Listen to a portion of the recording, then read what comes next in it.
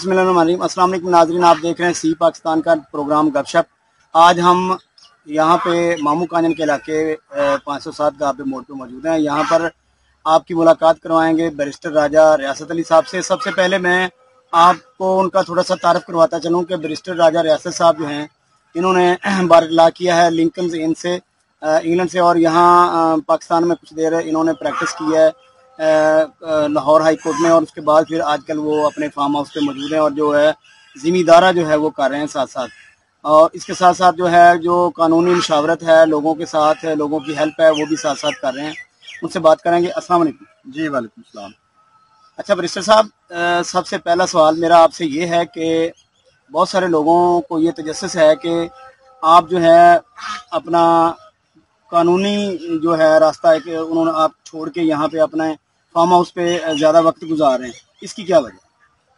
उस्मान भाई, इस तरह है कि मैं कानूनी रास्ता अभी तो नहीं छोड़ा, मैं अभी भी प्रैक्टिस कर रहा हूँ।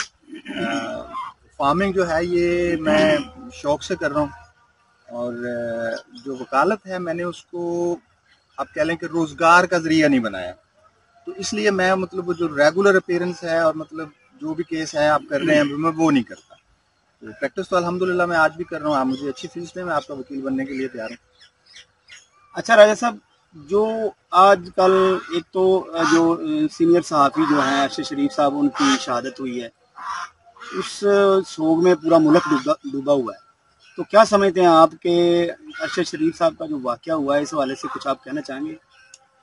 देखें, पाकिस्तान एक ऐसा मुल्क है कि जो जिसको हम नज़रियाती मुल्क कहते हैं, और हम ये क्लेम करते हैं कि पाकिस्तान दुनिया का वाहिद मुल्क है जो एक नज़रिए की बुनियाद पर कायम हुआ।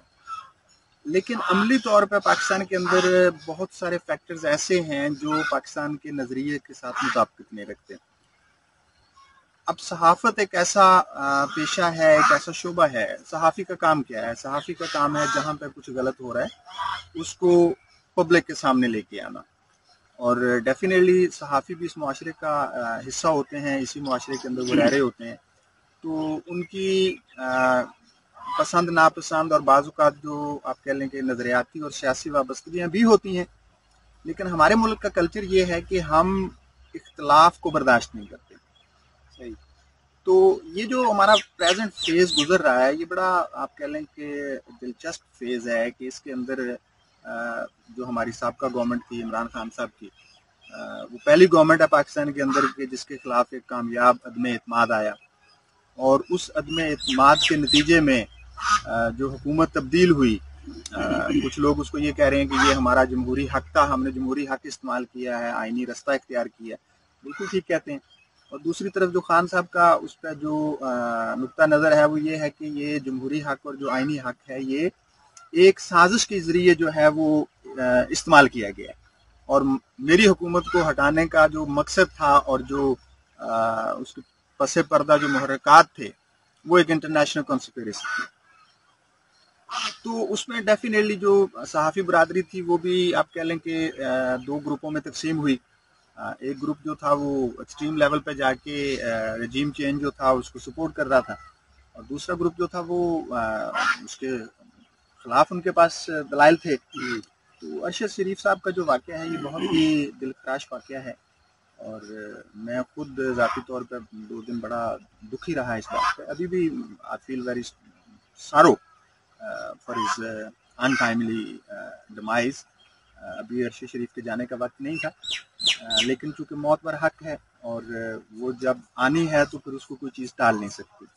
लेकिन सर्कमस्टांसेस जिसके अंदर अरशद शरीफ की शहादत हुई, उस पर बहुत सारे सवाल हैं, और मेरा ख्याल है कोई राय कायम करने से पहले हमें थोड़ा सा मज़ीद इंतज़ार करना चाहिए, क्योंकि बहुत सारी चीज़ें हैं वो भी अनक्लियर हैं कि असल हकायक हैं क्या। ये तो इसमें तो मतलब डिनाइल नहीं है ना कि उनकी जो मौत है वो एक गोली लगने की वजह से हुई है।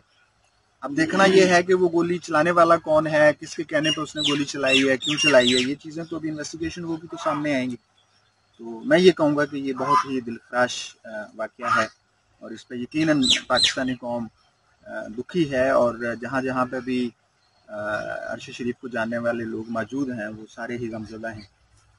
अच्छा राजा साहब, خان صاحب نے آج اس کا ان کا لانگ مارچ بھی شروع ہو رہا ہے، اور یہ جو D G I S P R ہے فوج کی طرف سے ایک بڑی لمبی چوڑی پریس کانفرنس بھی کی گئی ہے، تو اس حوالے سے آپ ملک کے جو حالات ہیں وہ کس طرف دیکھ رہے ہیں، کیا ہونے جا رہا ہے؟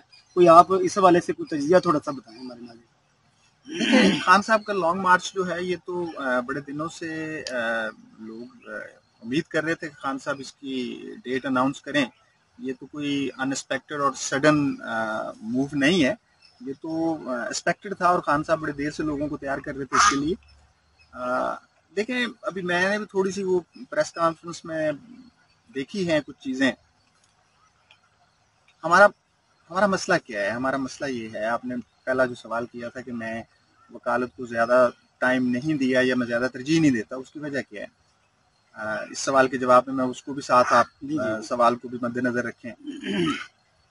ہمارے ملک کو بننے کے 10 سال تک، بننے کے بعد 10 سال تک، تقریباً 10 سال، 1956 تک ہمیں تو کانسٹیٹیوشن نصیب نہیں ہوا. کانسٹیٹیوشن بنانا کوئی اتنا بڑا ایشو نہیں تھا.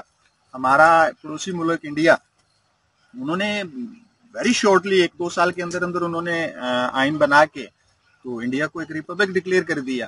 ہم تو 1956 تک برطانیہ کی ڈومینین تھے، اور ہمارا جو پہلا آئین ہے وہ 1956 میں نصیب ہوا، اور وہ بھی اتنا زیادہ نہیں چلا. اچھا، اس کے بعد ہمارا جو سیکنڈ ایکسپیریمنٹ ہے وہ 1960s میں ہوا. ایوب خان صاحب کانسٹیٹیوشن لے کے آئے، اور اس پہ بھی جو ہے وہ آپ کہہ لیں کہ وہ بھی زیادہ دیر نہیں چلا. ہم مطلب آپ کہہ لیں کہ ایک ایسا ملک ہے جس کی عمر ابھی 70 سال سے ہے، اور 70 سال میں ہم نے 3 کانسٹیٹیوشن جو ہیں وہ بنائے ہیں، 2 چھوڑ دیے ہیں، 1 ابھی تک چل رہا ہے.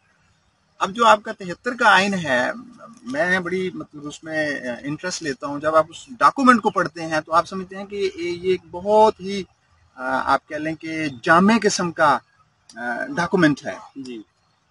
لیکن ہماری ریالٹی اس ڈاکومنٹس کے کتنے مطابق ہے؟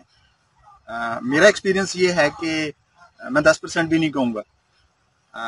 ہمارے ہاں عام ایک ٹرم استعمال کی جاتی ہے، ریاست.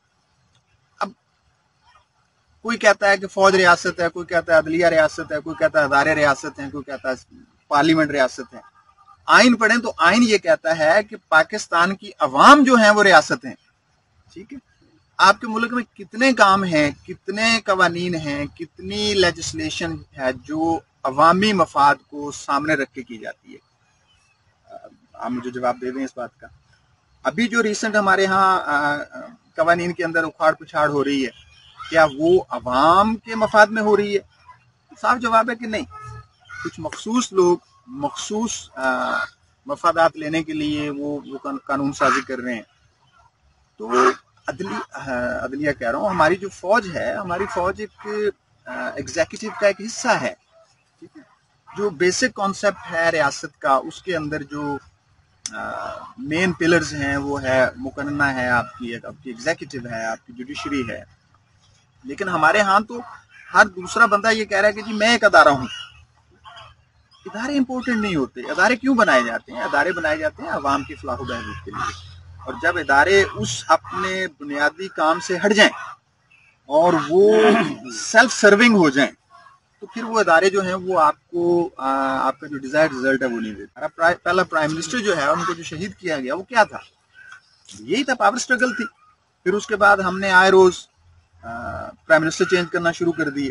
کوئی 2 مہینے رہ رہا ہے، کوئی 1 مہینہ رہ رہا ہے، کوئی 3 مہینے نکال رہا ہے. اس کا رزلٹ کیا نکلا؟ ہمارے ملک میں مارشل لا لگ گیا.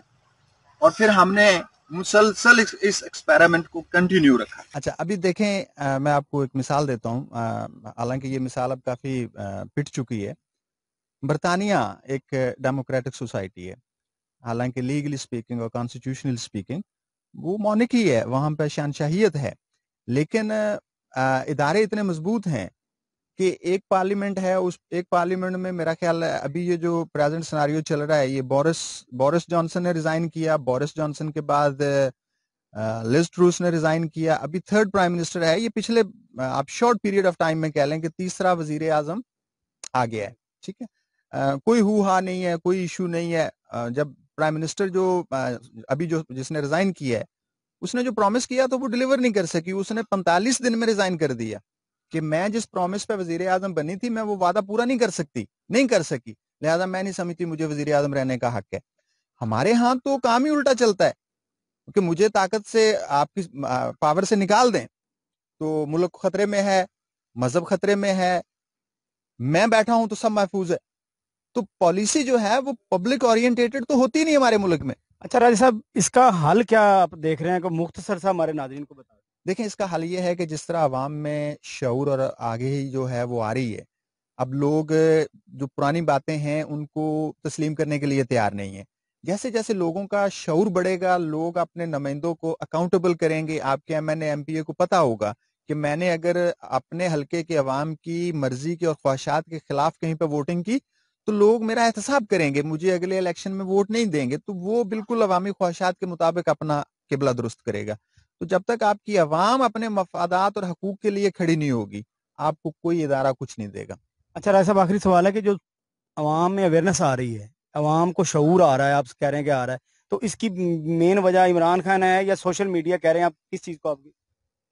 دیکھیں, عمران خان بھی ہیں, اس سے پہلے ڈاکٹر طاہر القادری صاحب نے مطلب جو کمپین چلائی جب انہوں نے میرا خیال 2014 میں دھرنا دیا تھا, تو لوگوں کو سمجھ آ رہی ہے. ابھی بھی سوشل میڈیا ایک بہت بڑا رول پلے کر رہا ہے اور ڈیفینیٹلی جو آپ کی پولیٹیکل لیڈرشپ ہے وہ بھی اس میں کنٹریبیوٹ کرتی ہے. جیسے جیسے لوگوں کو اپنے حقوق کا پتہ چلے گا نا, لوگوں کو پتہ چلے گا کہ جو میری تحصیل کا جو اسسٹنٹ کمشنر ہے اس کی جاب کیا ہے, اس کی پوزیشن کیا ہے, وہ میرا حاکم ہے یا میرا ملازم ہے, وہ کس لیے بٹھایا گیا ہے, مجھے ڈکٹیٹ کرنے کے لیے بٹھایا گیا ہے یا میرے لیے سہولتیں پیدا کرنے کے لیے بٹھایا گیا ہے. جیسے جیسے لوگوں کو ان باتوں کی سمجھ آتی جائے گی, وہ اپنے معاملات جو ہیں وہ اس حساب سے وہ چلاتے جائیں گے. ہمارے ہاں ابھی تک یہ تصور ہے کہ جو سرکاری لوگ ہیں وہ ہمارے حاکم ہیں, حالانکہ دنیا یہ کہتی ہے کہ نہیں, وہ ہمارے سرونٹ ہیں.